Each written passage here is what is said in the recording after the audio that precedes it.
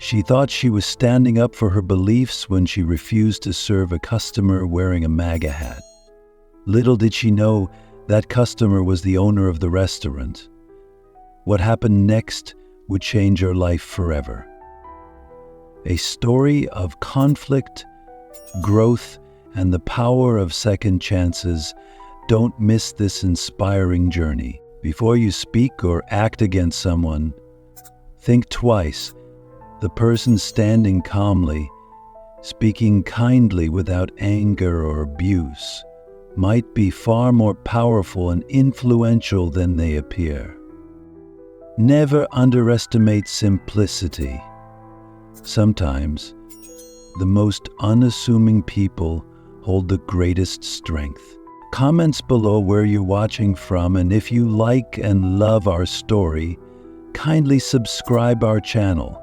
Life, inspirational, and motivational tales that explore themes of love, unity, and patriotism. Stay with us always for interesting stories. Thanks. Let's start the story. The restaurant hummed with life as customers filled every table, the clinking of cutlery and the low murmur of conversations weaving a lively soundtrack. It was the heart of a bustling afternoon in one of the city's favorite spots, where regulars mixed with newcomers, savoring dishes that had made the place famous. Anna moved swiftly among the tables, balancing trays and conversations with practiced ease. Her sharp wit and fiery personality were as much a staple of the restaurant as its signature dishes. She had always been someone who stood her ground, unafraid to voice her opinions, even when they stirred ripples. Near the entrance, the door swung open, letting in a brief gust of wind and a new customer. Anna's attention flicked toward the man who entered, and she froze momentarily. He was middle-aged, impeccably dressed in a tailored suit that spoke of precision and confidence. But it wasn't his attire that caught her attention. It was the bold, bright red MAGA hat perched atop his head. The sight of it sent a ripple of discomfort through her. Anna felt her pulse quicken as a wave of emotion overtook her. To her, the hat was more than just a political statement. It was a symbol of values she couldn't reconcile with her own beliefs. A knot tightened in her stomach as she watched the man, who seemed entirely at ease, scan the room for a seat. After a brief survey, he chose a booth by the window, setting his leather briefcase on the seat beside him. Jacob adjusted his hat slightly and picked up the menu already waiting at the table. His movements were calm and deliberate, his demeanor unbothered by the subtle glances from nearby diners. Anna, however, couldn't shake the growing frustration bubbling inside her. Taking a deep breath, she steadied herself and grabbed her notepad, her steps deliberate as she approached his table. "Good afternoon, sir," Anna began, her tone crisp but with an edge that betrayed her unease. "Can I help you find another table? Perhaps somewhere more suitable?" Jacob looked up, his eyes meeting hers with a calm that seemed to disarm the tension she carried. "Thank you, but I'm quite comfortable here," he said, his voice even. "A menu, please." Anna stiffened. She clutched the notepad tighter, her knuckles whitening as her frustration threatened to spill over. "I am sorry, sir," she said, her tone firm. "I can't serve you. You'll need to leave." Jacob's expression didn't waver. He set the menu down and regarded her carefully. "May I ask why?" he inquired, his voice polite but laced with curiosity. Anna hesitated for a beat, searching for the right words to encapsulate the turmoil within her. Finally, she said it plainly. "It's your hat," she said, her voice resolute. "It represents values I can't support. I won't serve someone wearing that." Jacob leaned back slightly in his seat, his face unreadable as he studied her. After a pause, he replied, "So, because of my hat, you've decided I don't deserve service here?" Before Anna could respond, Rebecca, the restaurant manager, emerged from the kitchen. She was always attuned to the rhythm of the dining floor, and the subtle shift in atmosphere had drawn her attention. She noticed Anna standing stiffly by a table, her body language sharp and defensive, and her instincts kicked in. Smoothing her apron, Rebecca approached quickly, her professional demeanor commanding respect. "Is there a problem here?" Rebecca asked, her tone calm but firm, her eyes moving between Anna and Jacob. Anna seized the moment to explain. "I've told this gentleman I can't serve him," she said, her voice clipped. I don't feel comfortable." Rebecca frowned, a mix of surprise and concern crossing her face. "And why is that, Anna?" she asked, her tone sharpening slightly. Anna crossed her arms, her stance unwavering. "It's the hat," she said flatly. "I can't in good conscience serve someone wearing it." Rebecca's gaze shifted to Jacob, her expression softening as she addressed him. "I apologize for this, sir," she said, her voice laced with professionalism. "I'll take your order personally." Yet Jacob smiled faintly, nodding in acknowledgement. "Thank you. I'll have the house special and a black coffee." Rebecca jotted down the order and turned to leave, but not before casting a pointed glance at Anna. "We'll discuss this later," she said under her breath as she passed. Anna stood rooted to the spot, her frustration simmering beneath the surface. Watching Rebecca walk away to fulfill Jacob's order felt like a betrayal, a dismissal of everything Anna believed in. Jacob, meanwhile, sat quietly, his calm demeanor unshaken by the interaction. He observed the room with quiet interest, his eyes occasionally flickering toward Anna, who had returned to her other tables but moved with a visible tension in her frame. The conflict hung in the air, unnoticed by most diners but palpable to those at its center. The tension near the corner booth had grown palpable even against the steady hum of conversation and clinking plates filling the restaurant. Rebecca had sensed something off the moment she stepped onto the dining floor, her manager's instinct honing in on the exchange unfolding between Anna and the suited man by the window. Approaching swiftly, she caught the sharp edge in Anna's tone as she addressed him, her posture rigid and defensive. "Is everything okay here?"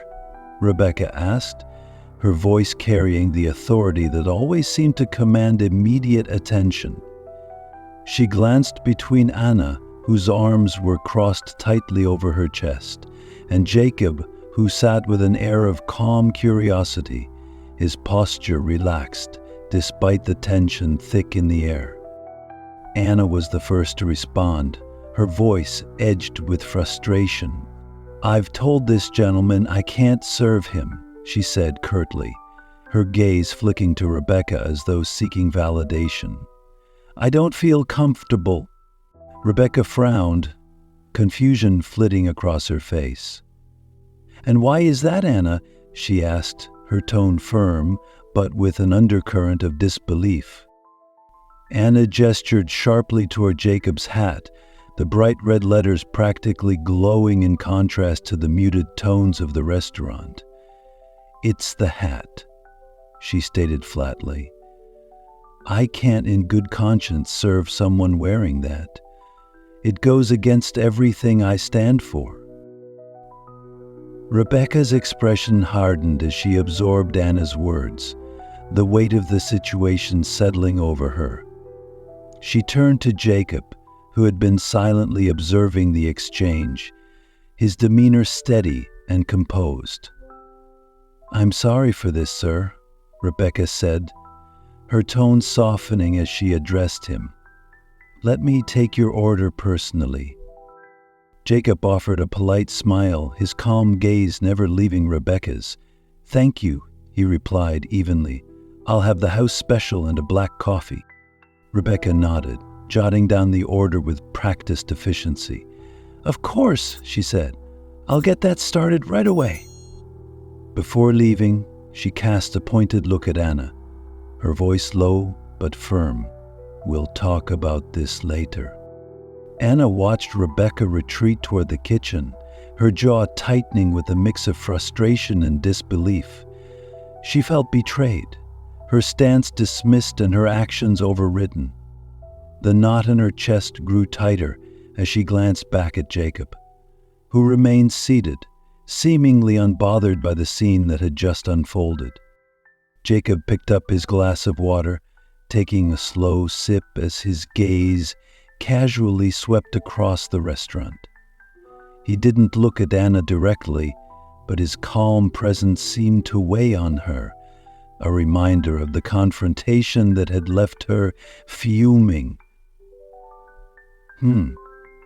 His composure, in contrast to her simmering frustration, only deepened her resentment.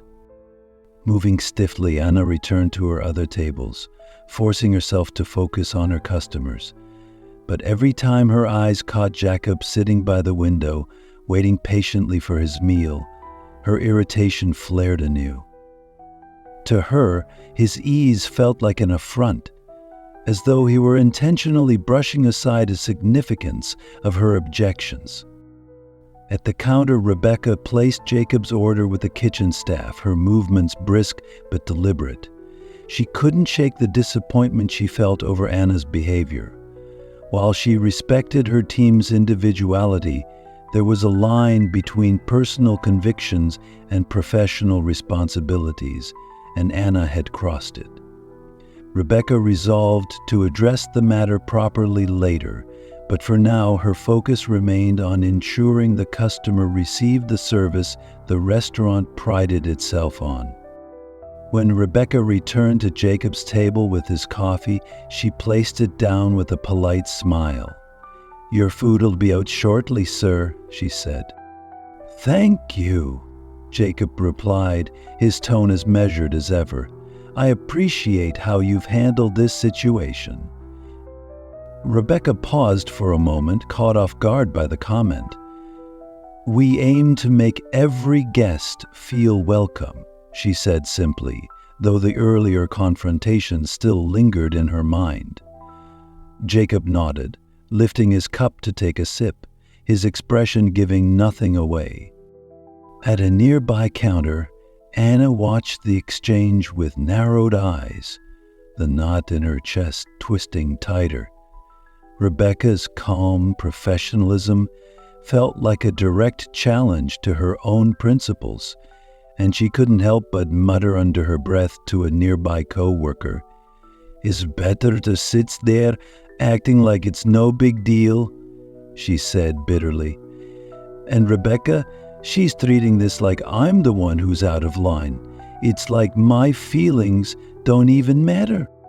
The co-worker, sensing Anna's frustration, offered a cautious shrug. "I mean, he's just a customer, Anna. Maybe it's not worth getting so worked up over." Anna huffed in response, her frustration far from subsiding.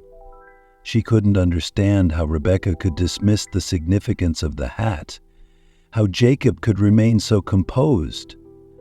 Her thoughts churned as she moved through the dining floor, but the knot of resentment stayed firmly in place. Jacob, meanwhile, continued to sit quietly, observing the ebb and flow of the restaurant with a calm detachment.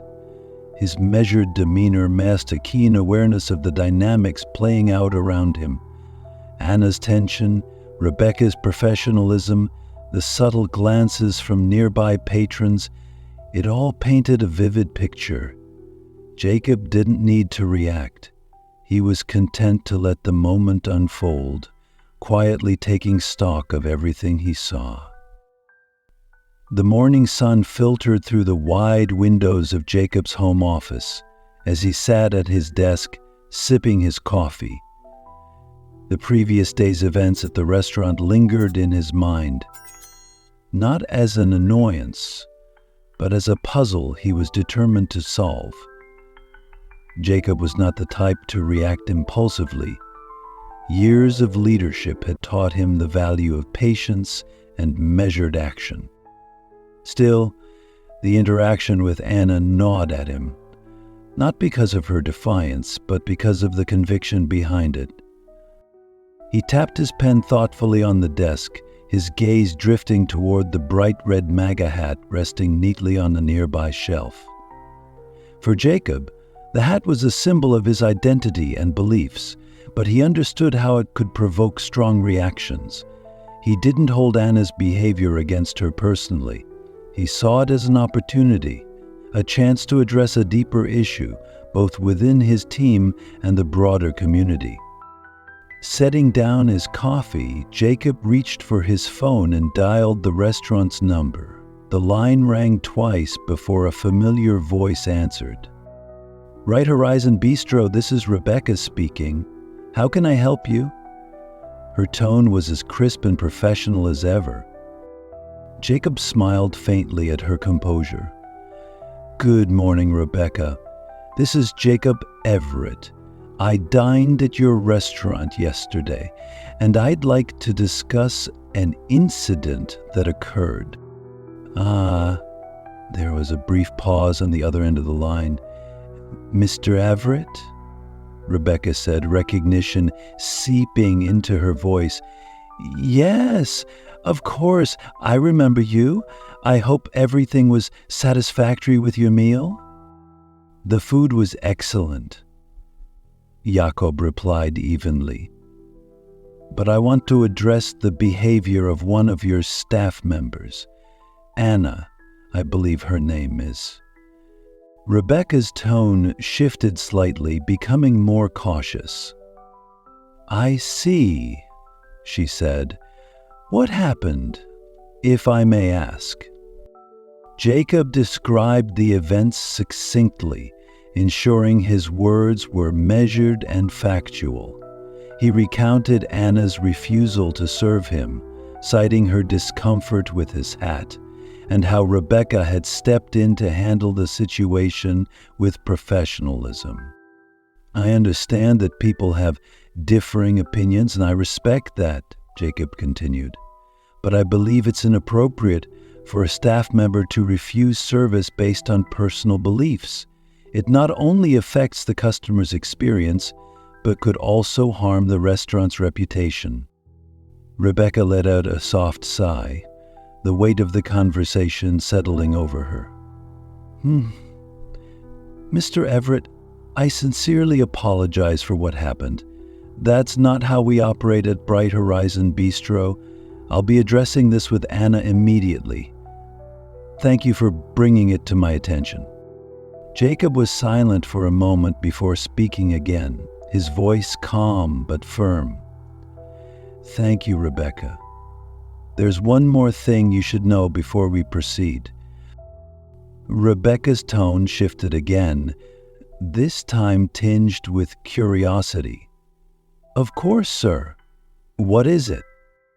Jacob leaned back in his chair, his voice steady.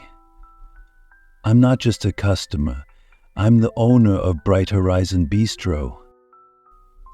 The silence on the other end of the line was palpable, stretching just long enough for Rebecca to process his words. When she finally spoke, her voice carried a note of shock. "You're the owner?" "Yes," Jacob confirmed. I've been visiting various locations anonymously to observe how they operate. Yesterday's incident was eye-opening, to say the least. Rebecca's mind raced, her professional demeanor faltering slightly under the weight of her surprise. Mr. Everett, I had no idea. I'm so sorry for what happened. I assure you this behavior does not reflect our values. Jacob's voice remained calm, almost reassuring. I know, Rebecca, and I want to commend you for how you handled the situation yesterday. Your professionalism stood out, and it didn't go unnoticed. But this isn't just about me. It's about ensuring that our staff embodies the principles we stand for. Rebecca nodded even though he couldn't see her. Of course, sir, I completely understand. What would you like me to do? I'd like to meet with both you and Anna later today, Jacob said. This is a teachable moment, and I believe it's important to address it directly. Let's use this opportunity to foster growth, not resentment. Rebecca agreed immediately, her voice resolute. I'll arrange it. Anna is scheduled to come in this afternoon. I'll make sure she's prepared for the meeting. Thank you, Rebecca, Jacob said. I appreciate your cooperation. I'll see you later today.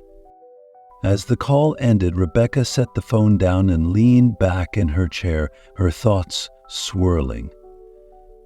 She had known the situation was serious, but discovering that Jacob was the owner of Bright Horizon Bistro changed everything. The stakes were higher than she'd realized, and she felt the weight of responsibility settle firmly on her shoulders. Rebecca knew she had to approach the meeting carefully, not just to address Anna's behavior, but to uphold the values of the restaurant that Jacob had worked so hard to establish. With a determined nod, she began preparing for the conversation, her mind already racing with how to navigate the delicate balance between accountability and growth. The air in Rebecca's office felt heavy as Anna stepped inside. Her arms were crossed defensively, her posture stiff. She had a sinking feeling about why she had been called in, and though she tried to mask it, a hint of nervousness flickered in her eyes. Rebecca sat behind her desk, her expression calm but serious, her hands folded neatly in front of her. Take a seat, Anna, Rebecca said, gesturing to the chair across from her. Anna hesitated for a moment before lowering herself into the chair. She leaned back slightly, her arms still crossed, her guard clearly up. This is about yesterday, isn't it? She said, her tone clipped. Rebecca nodded. Yes, it is. Mr. Everett will be joining us shortly. At the mention of Jacob's name, Anna's shoulders tensed, her jaw tightened as she shifted in her seat. Before she could respond, there was a knock at the door. Jacob entered with a calm and composed demeanor, his presence immediately filling the room with an air of authority. He carried no visible frustration, only a quiet determination that unnerved Anna. Good afternoon, Jacob said, his tone polite but firm. Good afternoon, Mr. Everett, Rebecca replied,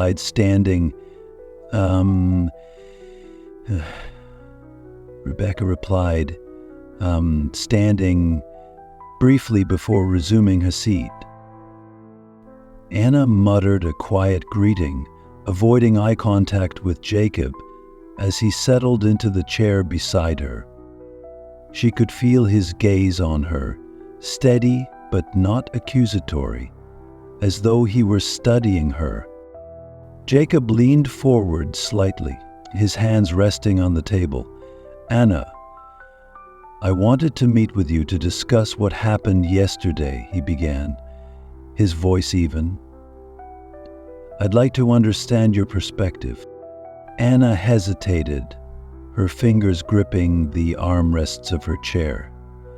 She had rehearsed her defense in her mind, but now, under Jakob's calm scrutiny, the words felt harder to summon. Finally, she spoke, her voice tinged with frustration. "It was the hat," she said bluntly. It represents things I don't agree with. I felt uncomfortable serving you, and I thought I had the right to refuse service if I felt that way." Jacob nodded slowly, his expression thoughtful. "I see. So, because of the hat, you decided I didn't deserve to be served." "It's not just the hat," Anna replied quickly, her defensiveness flaring. "It's what it stands for, the ideologies behind it. I couldn't look past that." Jacob's gaze remained steady. "And do you know me personally, Anna? Do you know what I as an individual stand for?" Anna faltered, her confidence wavering. "No," she admitted quietly, her eyes dropping to the table. Jacob leaned back slightly, letting her words hang in the air. After a pause, he spoke again, his tone measured. "So, you judged me based solely on an article of clothing. You made assumptions about who I am and what I believe without knowing anything about me as a person." Anna's face flushed. She knew he was right, but the admission stung. "I wasn't trying to be disrespectful," she said weakly. I thought I was standing up for what I believe in." Jacob nodded again, his expression softening slightly. "I can respect the fact that you're passionate about your beliefs. But let me ask you this.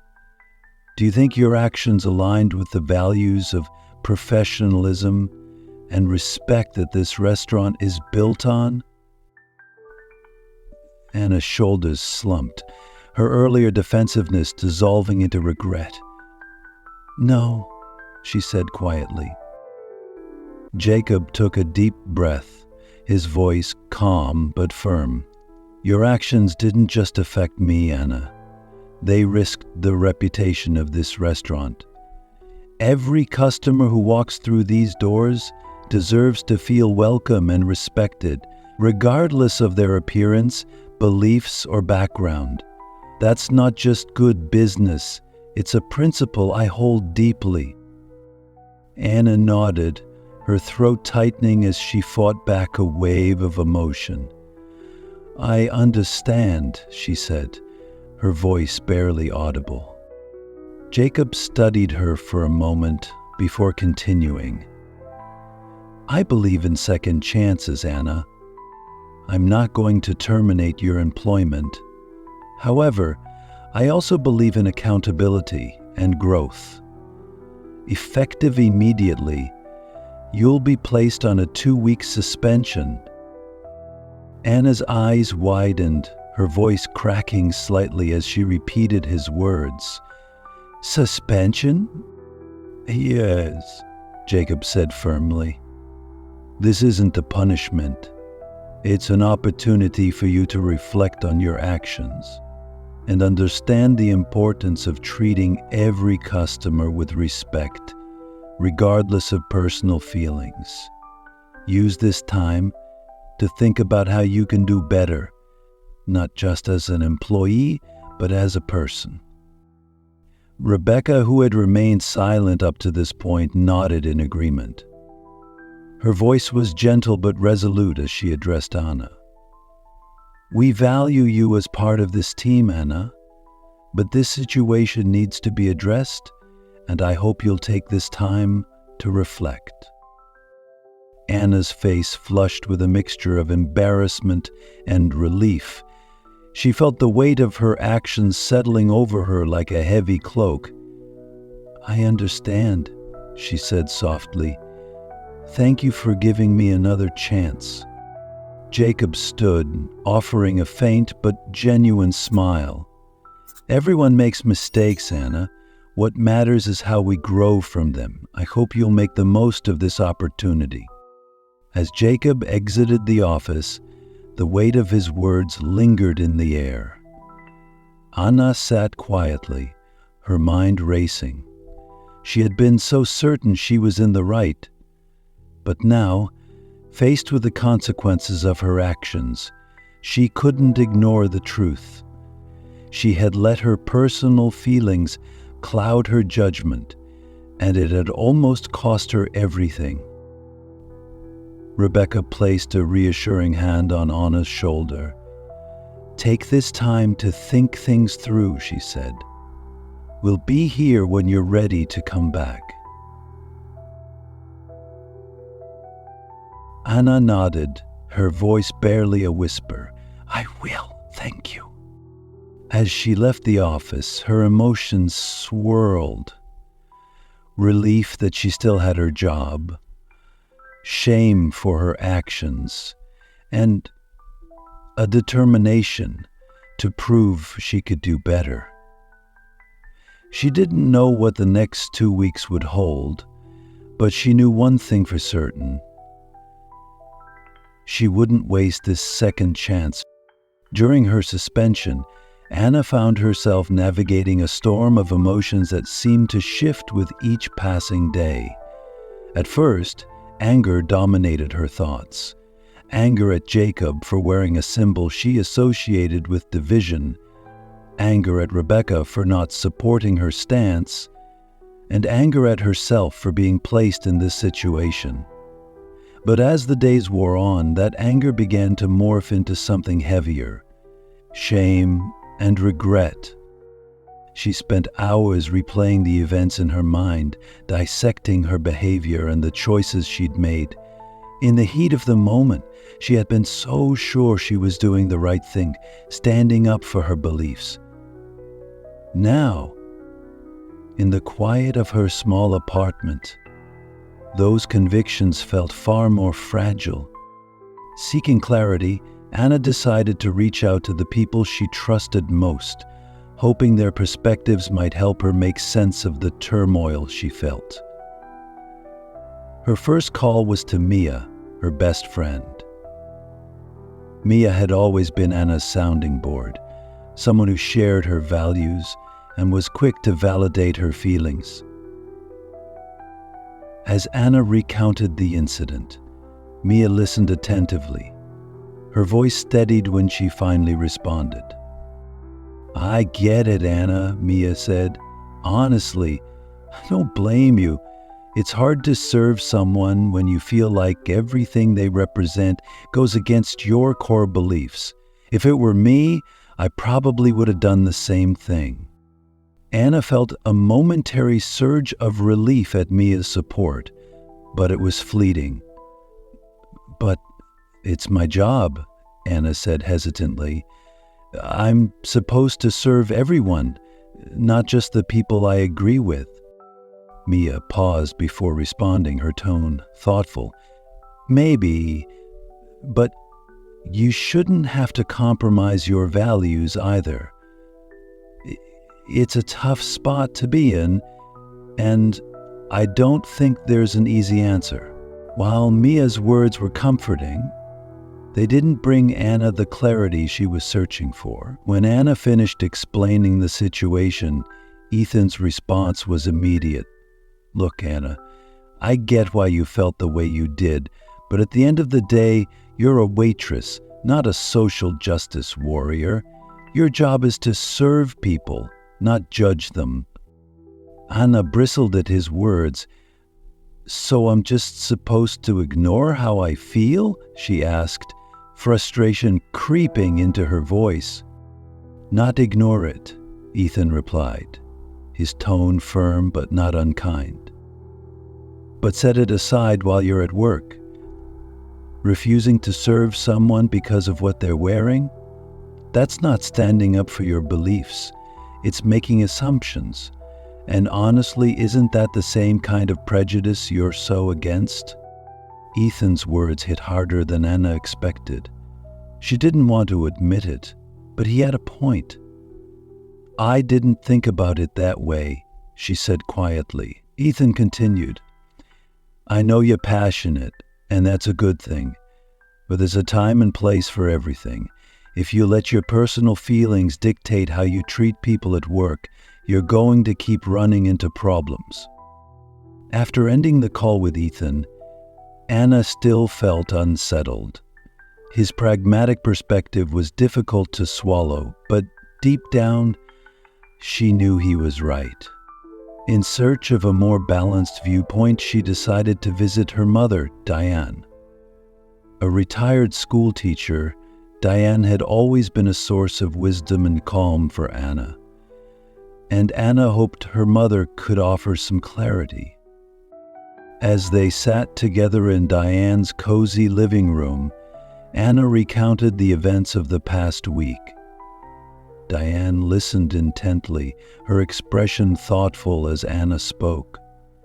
When Anna finished, Diane leaned forward, her hands clasped in her lap.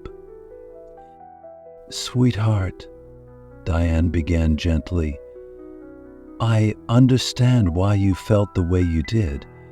It's clear you're passionate about your beliefs, and that's something to be proud of. But how we act on those beliefs matters. Sometimes people rarely learn or change through confrontation. Sometimes the best way to make a difference is to lead by example, with kindness and respect. Anna frowned, her hands twisting in her lap. But doesn't that mean letting people get away with things? Doesn't that mean compromising on what's right? Diane shook her head, her eyes warm but serious. Not at all. Leading with kindness doesn't mean agreeing with someone or ignoring your values. It means showing them the respect you hope to receive in return. You don't know Jacob, do you? You've assumed what he stands for because of his hat, but you don't know the person behind it. What if you're wrong about him? Her mother's words struck a chord.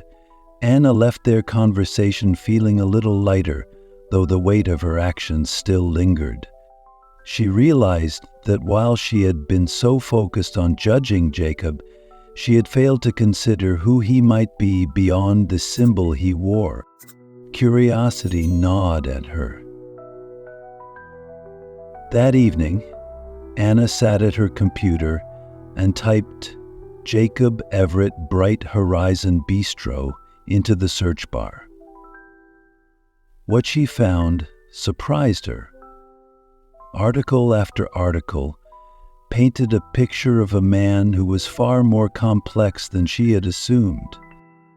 She read about Jacob's journey, how he had taken over a struggling family restaurant and transformed it into a successful chain while staying true to its core values. One feature highlighted his commitment to providing jobs for single parents, a cause close to his heart. Another described how he mentored young professionals entering the workforce, offering them opportunities they might not have had otherwise. Testimonials from former employees spoke of his hands-on leadership style and his genuine care for his team's well-being. Anna stared at the screen, the words blurring as tears pricked at her eyes. She had been so quick to judge Jakob, so sure what he represented. But the man described in these articles was far from the caricature she had built in her mind.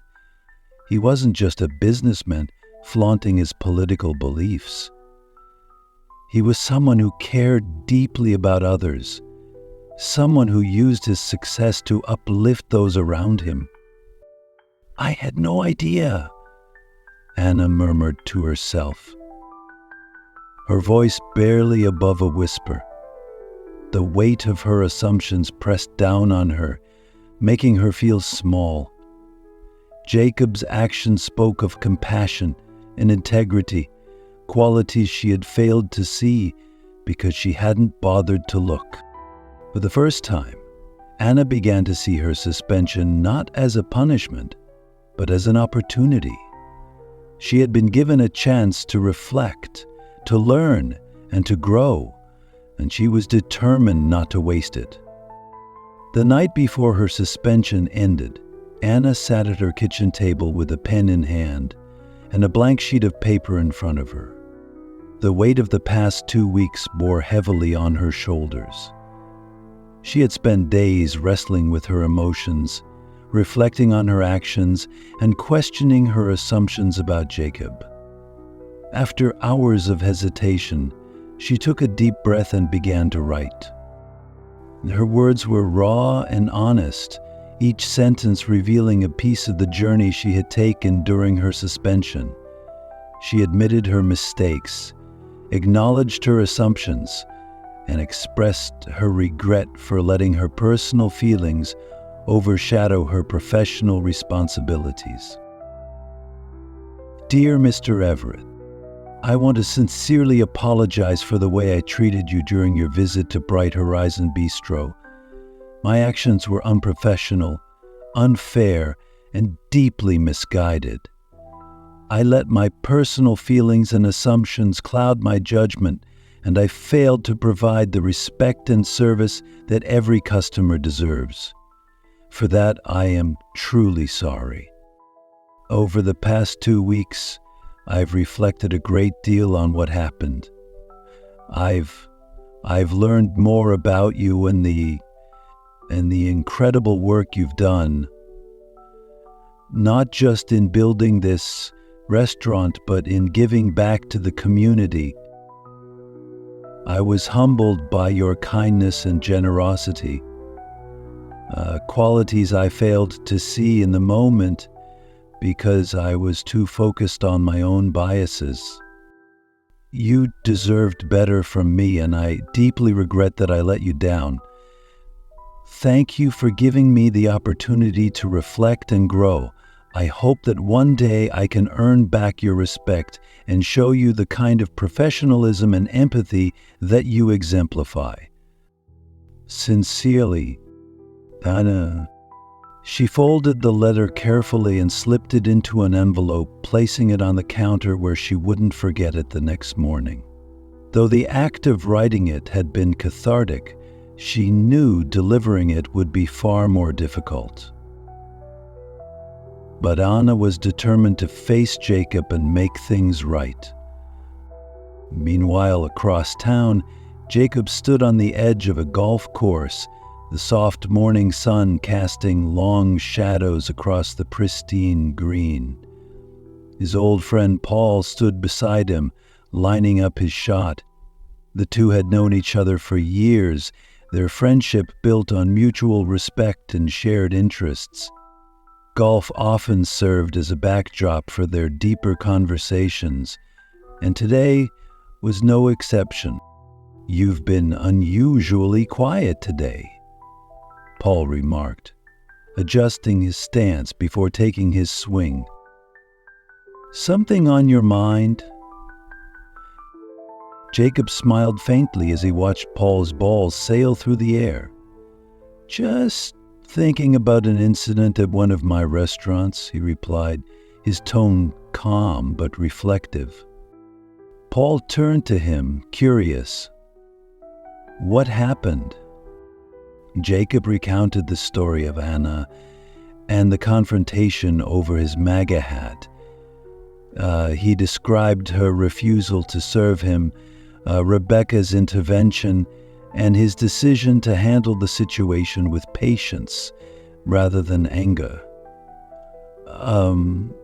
When he mentioned his decision to give Anna a 2-week suspension instead of firing her, Paul raised an eyebrow. "Most people wouldn't have been so forgiving," Paul said, leaning on his club. "Why didn't you just let her go? She crossed a pretty clear line." Jacob adjusted his cap. taking a moment to gather his thoughts. "Because people deserve second chances," he said simply. "I could have fired her on the spot, but what would that have accomplished? Growth doesn't happen through punishment. It happens through understanding." Paul tilted his head, intrigued. "Still, that must have taken some restraint. Most people would have walked out and never looked back." Yeah, Jacob nodded, his gaze fixed on the horizon. "It wasn't easy, but I've been in her shoes before.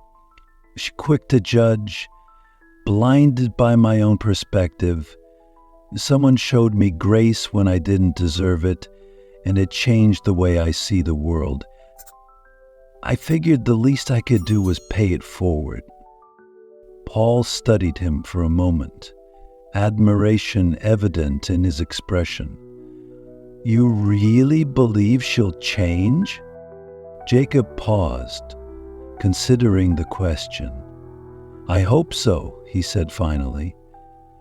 "She's got passion and conviction, even if it's misguided. If she takes this as an opportunity to grow, then it's worth it. If not, at least I'll know I tried." Paul chuckled, shaking his head. "You're a better man than me, Jacob. I probably would have let her go and moved on." Jacob smiled faintly, lining up his shot. "Maybe, but walking away doesn't solve anything. It's the hard conversations, the ones we don't want to have, that lead to real change. I'm willing to take that risk." As Jacob swung his club, sending the ball soaring down the fairway, he felt a sense of quiet resolve. He didn't know what Anna's next steps would be, but he believed in her potential. For now, he would wait and see if she would rise to the occasion. Anna stepped into Bright Horizon Bistro with a mix of nerves and determination. The familiar hum of the restaurant greeted her, the clinking of dishes and quiet chatter reminding her of the space she had missed during her suspension. Her uniform was crisp, her posture straight, but the envelope in her hand was a stark reminder of the work she needed to do to rebuild what had been broken. Rebecca spotted her first, offering a small, supportive smile. "Jacob is here," she said softly, gesturing toward the corner booth. "He's waiting for you."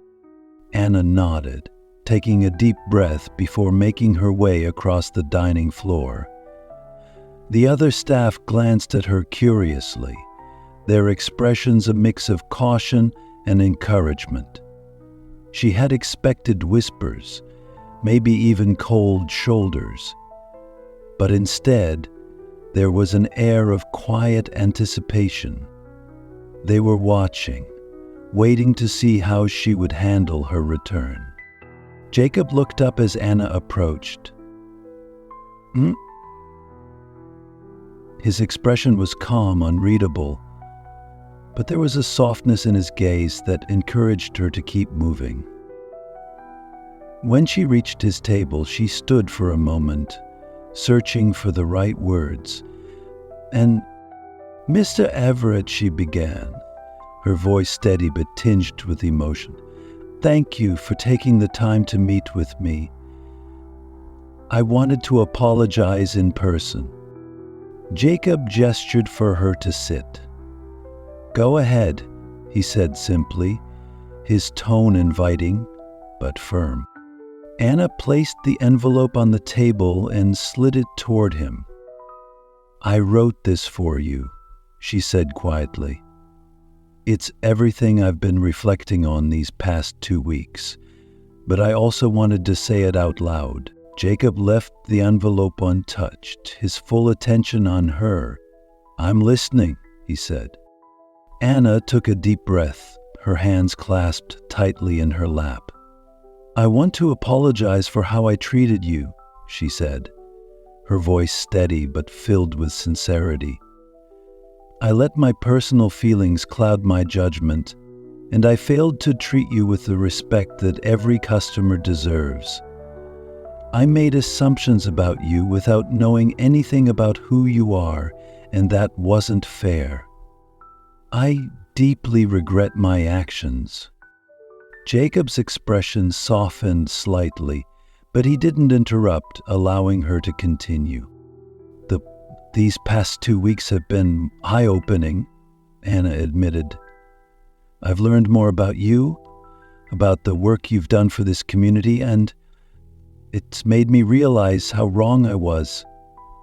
You deserved better from me, and I'm truly sorry." There was a pause as Jacob considered her words. Finally he spoke, his tone calm but firm. Thank you for your apology, Anna.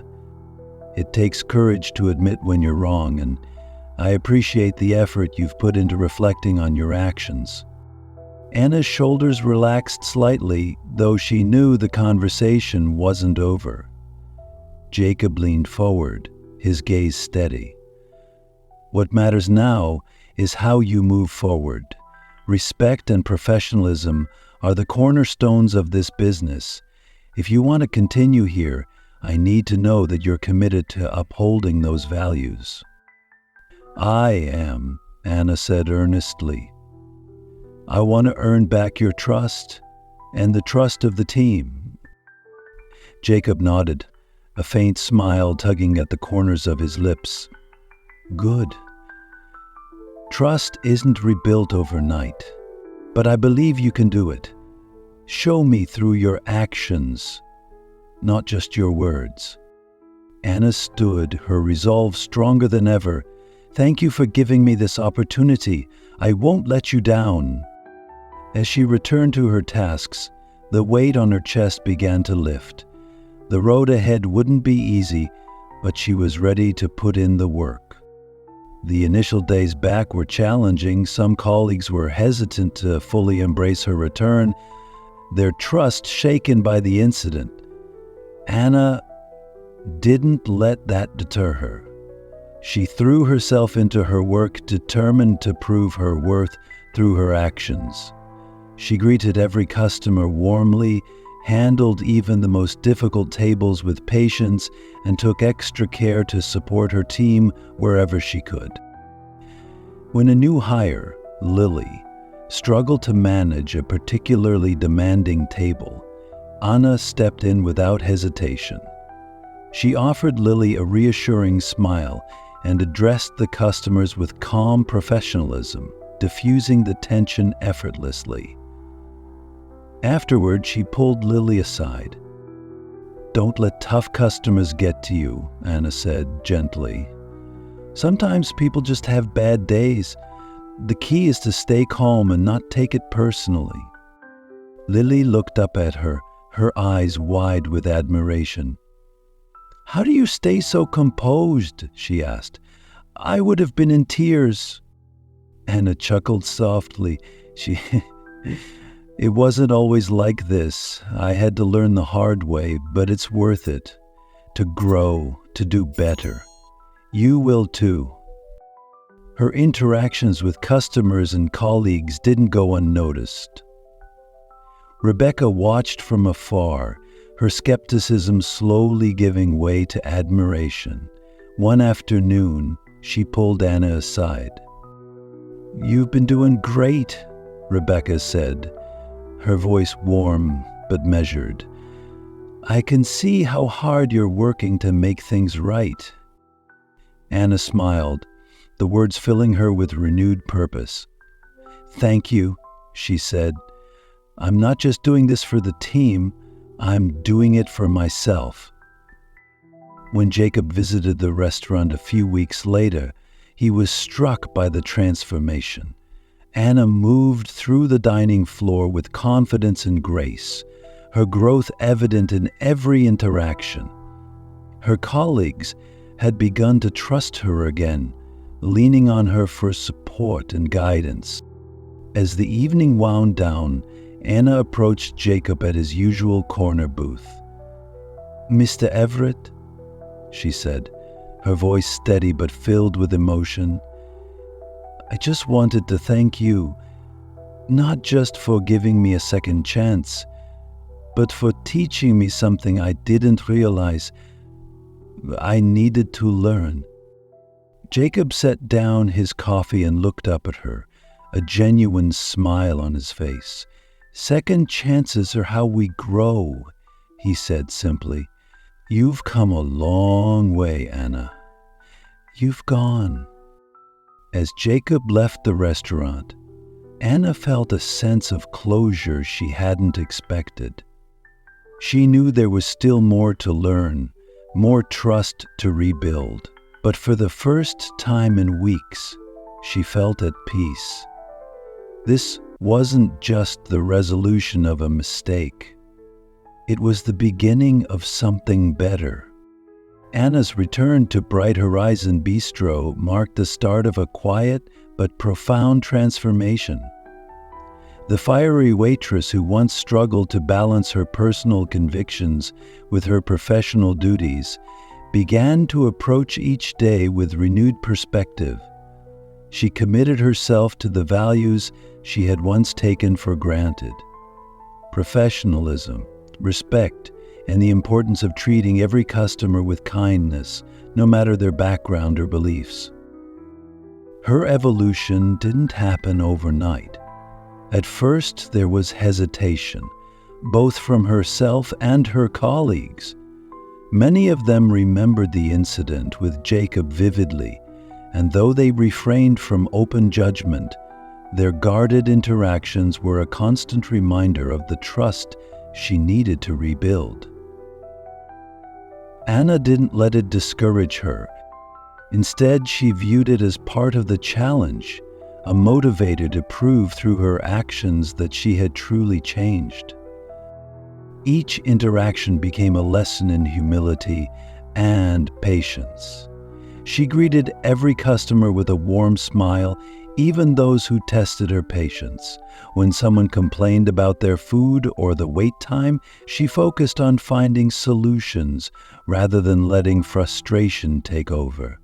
Her newfound composure and willingness to go the extra mile didn't just win over customers, it began to soften the skepticism of her colleagues as well. Bright Horizon Bistro had always been more than just a business to Jacob. It was a reflection of his values, a space where people from all walks of life could come together. The experience with Anna reinforced his commitment to building an environment where mistakes could lead to growth, where understanding could overcome division. Months passed, and Anna's transformation continued to ripple through the restaurant.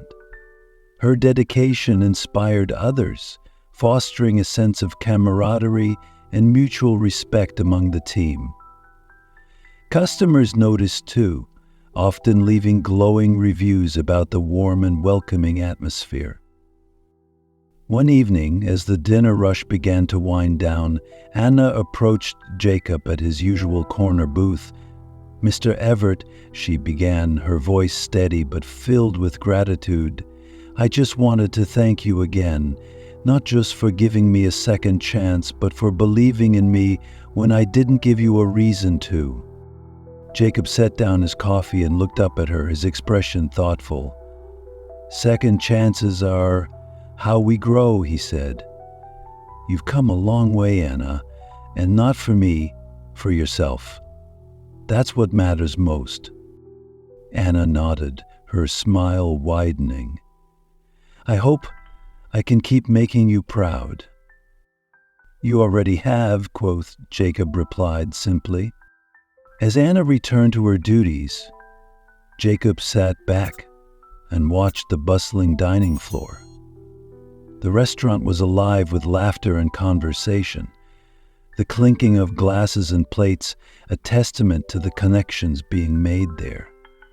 It was a reflection of everything he had worked to build, not just a business, but a place where growth, empathy, and understanding could thrive. For Anna, the journey had been transformative. She had started with anger and defensiveness, but had learned to channel those feelings into something constructive. She had discovered that strength didn't come from standing rigid in her beliefs. It came from being open to growth, even when it was uncomfortable. For Jacob, the experience reaffirmed his belief in the power of second chances. He knew not every situation would end as positively as this one, but it didn't matter. What mattered was the willingness to try, to see beyond the surface, and to believe in the potential for change. As the evening came to a close, the restaurant buzzed with its usual energy, a vibrant, welcoming space where everyone, staff and customers alike, felt they belonged. It was a testament to the lessons they had all learned, that understanding could bridge divides, that growth was always possible, and that even in moments of conflict, there was an opportunity to build something better. As the restaurant buzzed with its characteristic energy, Jacob sat in his usual corner booth, sipping his coffee. The clinking of glasses, the clinking of conversations, and the occasional burst of laughter filled the air, a symphony of life that perfectly reflected what he had envisioned for Bright Horizon Bistro. From his seat, he observed the flow of the evening, the seamless movements of the staff, the smiles exchanged between servers and customers, the small moments of connection that made this place special. Among the servers, moving confidently between tables, was Anna. She carried herself with an ease that belied the journey she had undergone over the past few months. Her interactions with customers radiated warmth and professionalism, and her colleagues looked to her as both a guide and a source of support.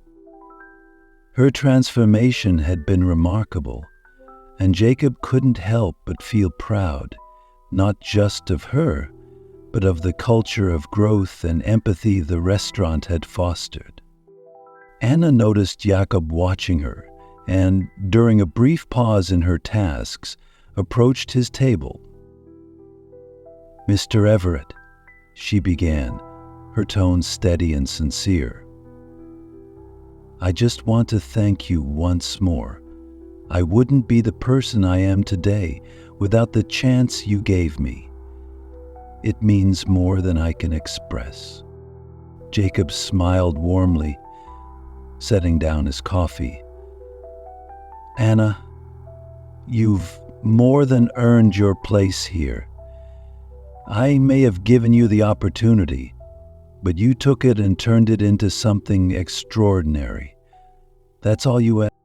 Anna nodded, her gratitude clear in her expression. "I hope I can keep living up to the trust you've shown in me." "You already have," Jacob replied, "and I have no doubt you'll continue to." As she returned to her duties, Jacob leaned back, watching the lively restaurant with quiet satisfaction. It was a far cry from the tense confrontation that had once unfolded here, but it was precisely because of that moment that so much growth had been possible. The restaurant wasn't just a place of business. It was a microcosm of what Jacob believed the world could be, a space where people from different walks of life could come together, share experiences, and learn from one another. The transformation wasn't limited to Anna. Her journey had sparked a broader shift within the team. The staff approached their work with a renewed sense of purpose, inspired by the principles of empathy and understanding that Jacob championed. Customers often remarked on the welcoming atmosphere, leaving glowing reviews that reflected the hard work and heart each member of the team put into their roles. As the evening wound down, Jacob allowed himself a moment of reflection. The incident with Anna could have been just another conflict quickly resolved and forgotten. But instead it had become a turning point, a reminder of the power of second chances and the importance of seeing beyond assumptions. He knew the lesson extended far beyond the walls of the restaurant, offering a blueprint for how to approach challenges with grace and understanding. Looking out at the bustling dining floor, Jacob felt a deep sense of pride, not in his own accomplishments, but in the collective growth that had emerged from one challenging moment. Bright Horizon Bistro was more than just a restaurant. It was a testament to the belief that people could change, that bridges could be built, and that every challenge held the potential to become an opportunity for transformation. The story concluded not with a grand gesture, but with a simple truth. Growth is possible, not just for individuals, but for communities, when understanding is prioritized over division. Before you go, have you ever faced a moment that challenged your perspective and helped you grow? Share your story in the comments. We'd love to hear it. If this journey inspired you, don't forget to like, subscribe, and hit the notification bell for more stories that spark reflection and hope. One afternoon, Anna noticed Lily, a new hire, struggling to manage a particularly demanding table. The customers were loud and impatient, their constant complaints overwhelming the young server. Anna watched for a moment, recalling her own early days when she had felt similarly overwhelmed. Without hesitation, she stepped in to help. "Hi there," Anna said with a calm smile as she approached the table. "I'm Anna, one of the servers here. I understand there's been an issue with your order. How can I help make things right?" Her composed demeanor immediately diffused the tension. She listened to the customers' complaints with patience, apologized sincerely, and ensured their meals were corrected promptly. By the time she walked away, the customers' attitudes had softened, and they even thanked her as they left the restaurant. Later, in the break room, Lily approached Anna with a mixture of gratitude and awe. "Thank you for stepping in back there," she said. "I don't think I could have handled that without crying." Anna smiled, placing a reassuring hand on Lily's shoulder. "Don't worry. It gets easier with time. I used to let customers get to me too, but I've learned that staying calm and focusing on solutions is the best way to handle it. And remember, it's never about you. Most of the time, people are just having a bad day." Lily nodded, visibly comforted. "How did you learn to stay so composed?" she asked. Anna hesitated, then gave a small, self-aware chuckle. "Let's just say I had to learn the hard way. But every mistake is an opportunity to grow, right?" Her openness and humility resonated with Lily and others on the team. Slowly but surely, Anna became someone her colleagues looked up to, not because she was perfect, but because she had faced her flaws head-on and emerged better for it. Jacob often visited the restaurant to observe the team and its dynamics. Though he kept a low profile, his watchful eye missed nothing. He noticed how Anna handled herself now, with a calm confidence that had replaced her former defensiveness. She moved through the dining floor with ease, her interactions marked by empathy and professionalism. She wasn't just meeting expectations, she was exceeding them. Watching her guide and support Lily, Jacob felt a quiet sense of pride. He had given Anna a second chance not out of leniency, but because he believed in the potential for growth. Seeing her transformation affirmed that decision. In the evenings, Jacob often found himself reflecting on the incident. It had started as a moment of conflict, but had unfolded into something much larger. And it was a reminder of the importance of fostering a culture of empathy, not just among customers, but within the organization itself. Mistakes, he realized, weren't just moments to discipline. They were opportunities to guide, to teach, and to create lasting change. Before you speak or act against someone, think twice. The person standing calmly, speaking kindly without anger or abuse, might be far more powerful and influential than they appear. Never underestimate simplicity. Sometimes, the most unassuming people hold the greatest strength. Comments below where you're watching from, and if you like and love our story, kindly subscribe our channel. Life, inspirational, and motivational tales that explore themes of love, unity, and patriotism. Stay with us always for interesting stories.